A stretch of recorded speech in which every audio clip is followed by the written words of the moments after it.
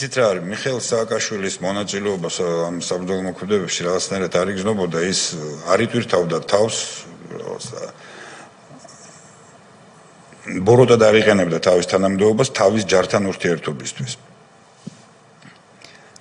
იგნორირება ქვია თუ უკადრისობა ქვია, არ ვიცი, მაგრამ ყოველ შემთხვევაში ასე იყო. მისი გამოჩენა ამ საბრძოლო მოქმედებებთან მოხდა ჩემთვის.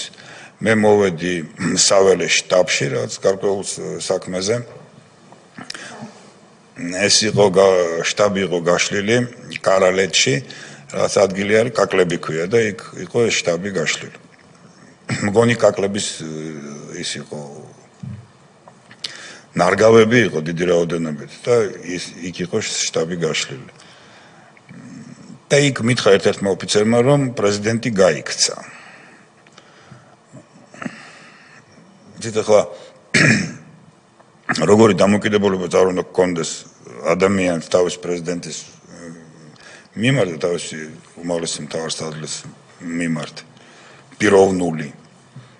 გარს ერთი მომენტი რომ უმაღლესი მთავარსარდალი პრეზიდენტი გაიქცა. აი ეს მთელი მოვალეობები რომლებიც მან უნდა შეასრულოს, ვინ შეასრულებს. რასაკვირველია საქართველოსთან არ გაქცეულა, თუმცა ჩვენ არ ვიცოდით, მაგრამ ახლა ჩვენ იქ არც ტელევიზორი გქონდა ჩემგარგებო და არც მოგეხსენებათ დიდად ინტერნეტითაც ვერ ვისარგებლებდით. საწავიდა, რა გააკეთა, ერთადერთი რაც მოხდა, დავინახეთ და პირადად მე არ დამენახავს, მაგრამ ჩვენმა სამხედროებმა დაინახეს, რომ ჩვენი პრეზიდენტი, რომელიც ჩამოვიდა გორში, რატო ჩამოვიდა, რისთვის ჩამოვიდა, კაცმა არ იცის. აქაც არის ესეთი მომენტი, რომ ის არავითარ შემთხვევაში არ შეიძლებოდა ჩამოსულიყო საბრძოლო მოქმედებათა თეატრზე. არც ის, არც მინისტრი, არც გაერთიანებული შტაბის უფროსი იქ არ უნდა ყოფილიყვნენ. ისინი უნდა ყოფილიყვნენ თბილისში, თავიანთ კაბინეტებში და ემართათ მასშტაბურად და გლობალურად ის, რაც მათ ევალებოდათ თავიანთი ფუნქციური მოვალეობებიდან.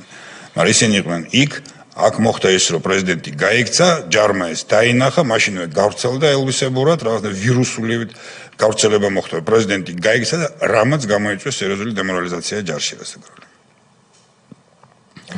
გასაგებია, გაქცევაში რა იგულისხმება მეჯვრისხევის ქუჩაზე გორში მომხდარი?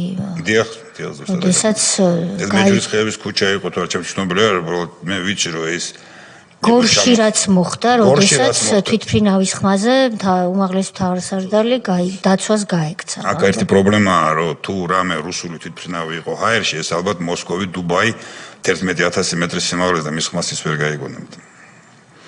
და სხვა საფრენი აპარატი იმ მომენტში ცაში არაფერი არ იყო.